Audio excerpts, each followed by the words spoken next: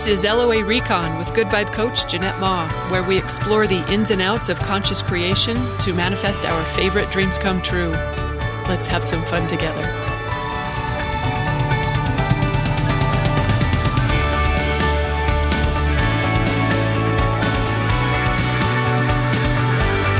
Welcome and thank you for joining me for another episode.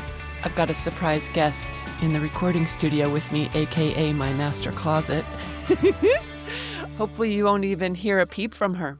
All right, and I'm laughing because I've got 4 different draft titles for this. One is 5 Ways to Change Your Knowing. Another one is How to Not Know What We Know. What do you know, Joe?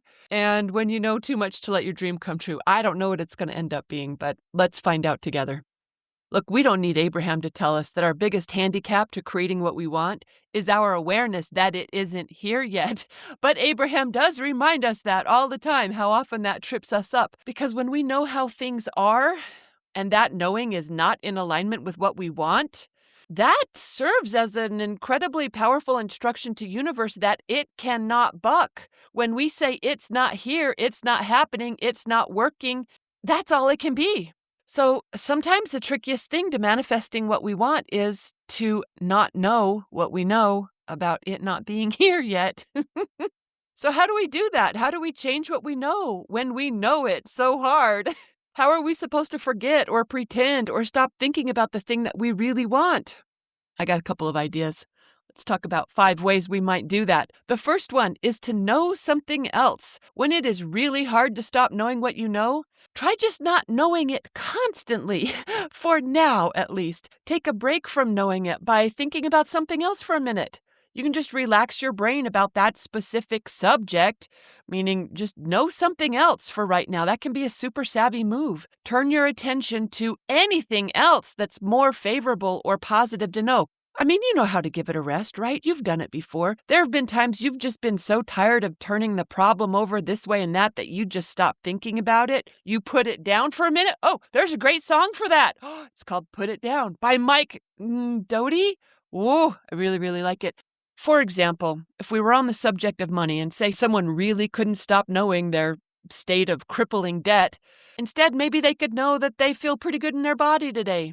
Or that their social life is kind of fun lately, or that work is going pretty well, or that their dog is super happy to be here today. Just know something else. Give that old knowing a rest. Try on a different knowing, something more favorable. And if you say that you can't stop thinking about it, meaning you've got obsessive thoughts that you can't control, then meditation is our answer there. Once you get better at the art of quieting your mind, you're going to feel more in charge of your focus. This is master manifesting skill. You know what? There's another idea kind of related to this, but a little different. I'll mention it while we're on this first method of knowing something else, because you could just practice being oblivious. That's another way of not knowing what we know.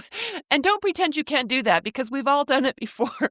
Or most of us anyway, right? Like when we pretend we didn't hear our sweetie ask us to run that errand on our way home that we didn't want to do, or that we didn't know that neighbor or family member was hinting for a favor, or, oh, who hasn't done this? Anyone with a dog, maybe even you try it with your cats, but I don't think cats fall for it the same way our dogs do sometimes. When we pretend we're still asleep, we pretend we're oblivious to their wanting us to get up and feed them. We all know how to be at least a little bit oblivious.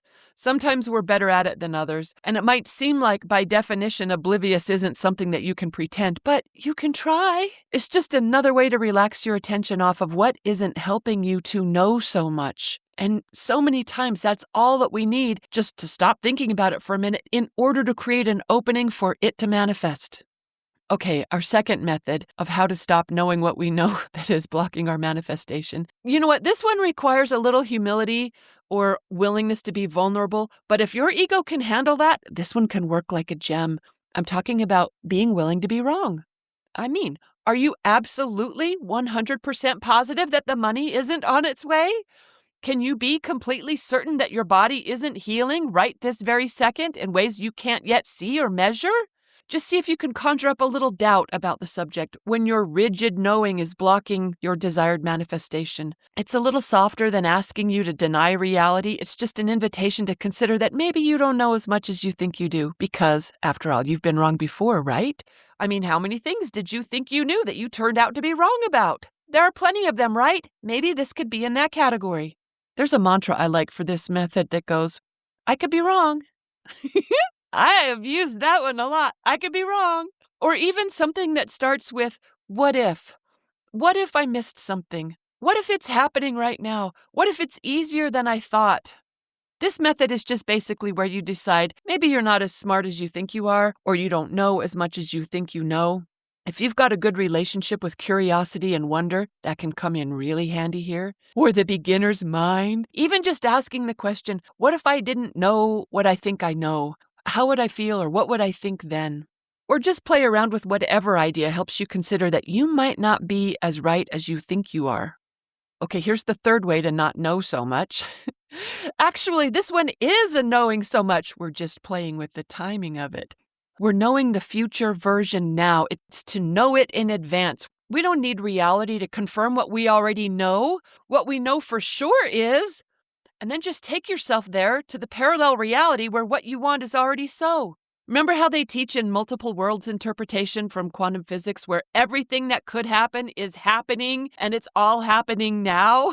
And also remember how Abraham says as soon as we have a desire for something, it already exists in our vortex on a vibrational level? When we have that in mind, it's easier to believe that what we want is already so. There are no ifs, ands, or buts about it. It already exists. It's already happening. And we can know that now.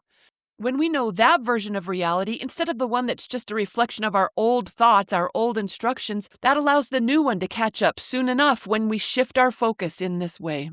So it's kind of like an advanced knowing, where we're just a step ahead of 3D reality because we can predict the future based on what we think. So when we think on what we want, we know it's a done deal. This is really practicing the basics of conscious creation where we're willing to raise our vision beyond what's already so and onto what we're calling in next. I know you can do it. You're a savvy conscious creator. Ooh, I like our fourth one. This is where we let someone else know it for us. At Good Vibe University, we call this outsourcing, where we ask someone else, our savvy fellow creators, to hold the vision for what we want when we aren't having an easy time getting a foothold in it. So, with this method, when we're knowing our problem or our contrast more than we are knowing our desire, we just ask someone else to help. And you know what? Sometimes we don't even really have to ask anyone. See if you can borrow someone else's knowing for a minute, someone who believes in it for you, or someone who believes your desire is so easier than you believe. Sometimes you can just borrow their perspective, try it on for a minute. Oh, I had a boyfriend once who knew so solidly that I could be a successful manifesting coach. That guy knew it so well for me when I didn't even have a whiff of it. I didn't even dare to dream it. And that guy knew it. He knew it so strongly for me. The only reason I'm here talking to you right now is because of him. He believed in it enough that, gosh, it was just infectious. He wouldn't let up. He held it so solidly. It was such a gift. You know, the someone else part of this method could even be a theoretical person or an imaginary friend. You know, like imagine a supportive parent you never had or an encouraging mentor. And look, I know a lot of you are getting good traction with your AI friends. This might be a good time to let them tell you what they know. For those of you who haven't tried it, you would be surprised how good it feels when the computer tells you you can do it.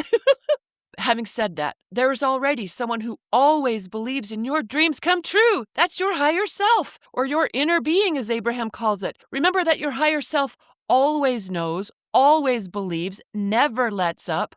Even better at it than my ex-boyfriend was, although that is hard to imagine. He was so good at it. But our higher selves, or inner beings, whatever you want to call them, they know it even better. Oh, you know who else comes in handy here? A manifesting coach. Just saying. Okay, the fifth and final tip for how to stop knowing what's blocking your desire is to just have a more general knowing. Make your knowing more generic. You can just zoom out a ways. You're still on the same topic, so it's not like our first method where we switched subjects. This is where we just shift the focus so we can plug in at a higher level. Because oftentimes, we can't jump from, I know it's not here, all the way over to, I know it's coming. That can be a big leap that a lot of us can't land. But we can usually get to something more general that we can know, like, instead of, I know my business is struggling, maybe we can genuinely know, I know businesses turn around all the time. Or instead of knowing, I haven't lost any weight, maybe we can know that bodies are remarkably adaptable. This doesn't require us to pretend or to be oblivious, just to get a little less specific about what we know until we find the altitude where it doesn't feel like a contradiction anymore. All we're really doing is trading in a very specific, very limited knowing for a broader, friendlier one. And you know what? Even if I had to turn to some generic thoughts that I've been practicing, I've got good traction with them, like what I know for sure is that everything's always working out for me. It's just a matter of time, or I get better at it every day, or I'm a work in progress and things are always evolving. Play around with whatever might work for you and see if you can let this method get you some traction. Or maybe you've got another idea altogether. I'd love to hear how you navigate the alignment challenge of knowing too much to let your dream come true. Okay, I hope you got some inspiration here. Thanks for listening and happy manifesting.